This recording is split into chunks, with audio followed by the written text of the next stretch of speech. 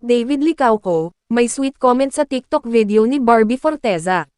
Nagpakilig sa TikTok ang pulang araw, stars na sina David Licauco at Barbie Forteza. Break muna sa intense scene si Kapuso primetime princess Barbie Forteza bilang Adelina sa pulang araw.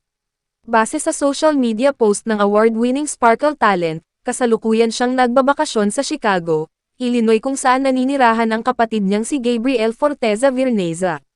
Samantala sa isang TikTok post ni Barbie, nag-iwan naman ng sweet message ang on-screen love team niya na si David Licauco. Makikita sa TikTok content ng Kapuso actress na autumn season na si Chicago at sa comment section, sinabi ni David na, "So happy for you." Tugon naman ni Barbie, "Di ba nga?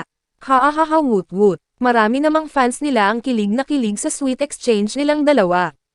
Ginagampanan ni David ang role bilang Hiroshi Tanaka sa pulang araw.